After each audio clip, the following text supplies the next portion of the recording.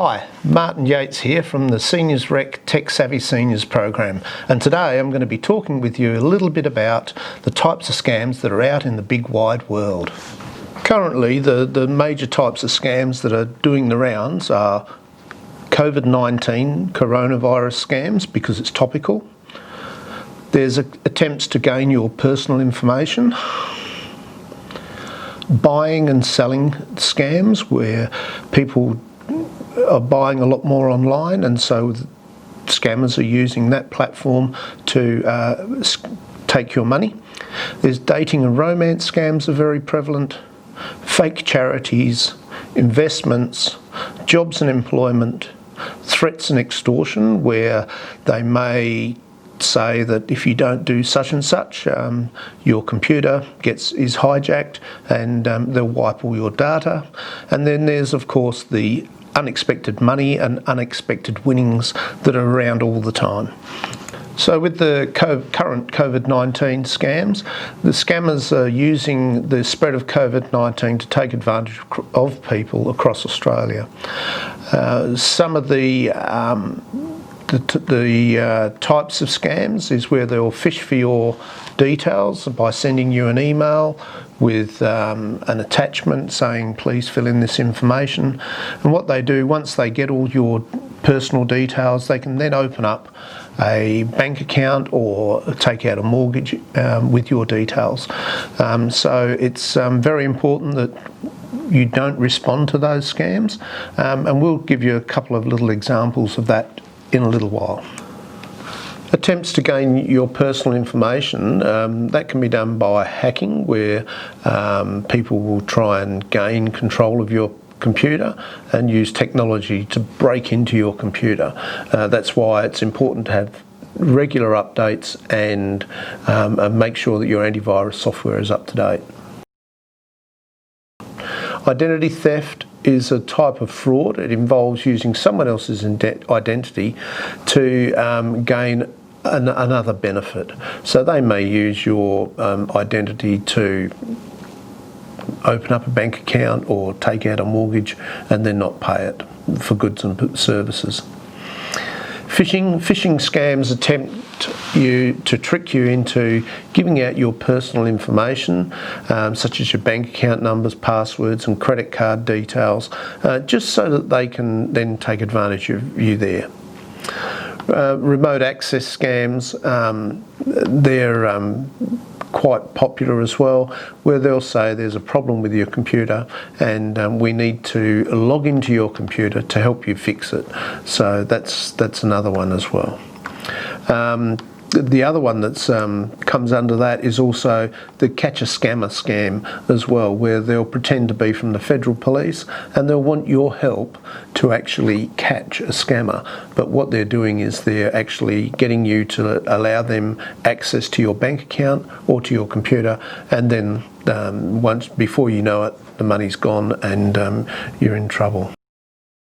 Buying and selling scams at the moment are a really big thing since COVID-19, especially since we're buying a lot more online. There may be an advert on Facebook where you see an item that looks pretty good and pretty legitimate at a reasonable price, not a fantastic price these days, because they realise that if it's too cheap people won't buy it, so they put it at a reasonable price, and next thing you know you've done your dough and you don't get your goods. There's false billing where an invoice will come through saying you owe this much, and some people just pay it without checking it first. So always check the bill is legitimate before you pay it. With social isolation around COVID-19, scammers are taking advantage of people and looking, they're looking for genuine romantic partners, often by dating websites or apps, and they pretend to be prospective companions, and they play on your emotions and get you to send money, gifts and personal details. It may not happen at first, but they'll gain your trust, and then they'll start asking for things like, I have a relative that is sick that needs some money to pay for such and such, and things like that. So always err on the side of caution when sending money to third parties overseas. Fake charities. Scammers don't have any morals whatsoever, and they will pose as charities to ask for money. When there's a major natural disaster or an event in the world, they will then start doing the rounds and send out feelers for people who are compassionate, that will support a good cause, and always check that the charity is legitimate. Never just give up the money straight away. Always say, I'll get back to you and I'll do it via online. Thank you for making me aware of that, and I'll do it through my own channels.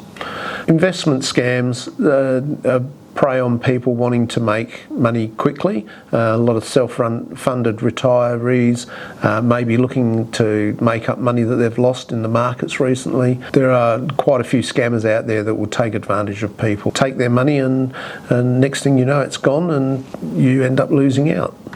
There's always been around the jobs and employment scams where people will say the job is only a few hours a week and you can make $50,000 a year.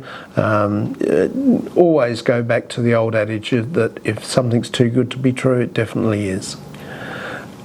Pyramid schemes, they're illegal, and they're very risky get-rich schemes. The only people that get rich are the people that start them. So the people at the bottom that are supporting the people at the top, they end up losing their money. So and eventually people at the bottom do lose their money. Threats and extortion is another topic as well. Malware or ransomware will be installed onto it's software that's installed onto your computer, and what it does is it stops you from being able to use your computer, and they will make a demand to unlock your computer or your files. There may also be threats to life or arrest. You know, people may ring and say that unless you pay such and such by such and such date, you're going to jail. No one's going to be doing that, and it has the authority to do that. That's not how a legal process works. Unexpected money. There's inheritance scams where you've actually inherited some money. What they're asking you to do is send some money so that you can, or your bank and credit card details, so that they can put millions of dollars into your account. Keep in mind, if something's too good to be true, it definitely is.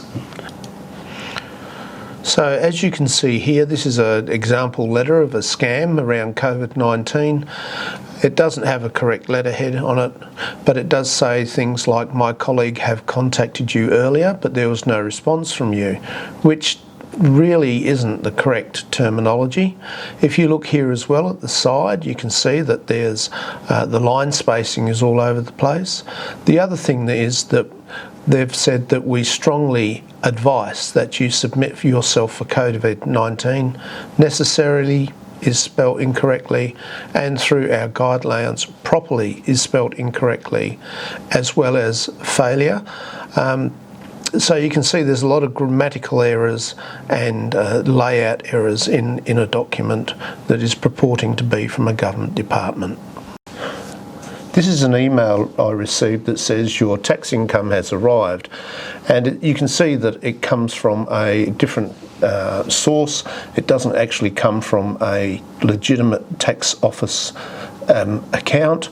If we look at the top where it's from, it says pandemic tax revenue, and the address of the person is next to it, Peter Paul Bartels at tonline-de. Straight away that tells me that it's from a separate country, it's not actually from Australia. You can also see that they're asking you to respond to this email, and this is how they collect your details to send further scams and information to you. As you can see, there's a lot of different scams out there. They come in many forms, shapes and sizes, and they're always looking to take advantage of you and solicit information from you or get you to do a specific task. What I'd like you to take away from this is to maintain a healthy level of skepticism and not be alarmed, and also to stay safe when you're online. And as I always say, think before you click.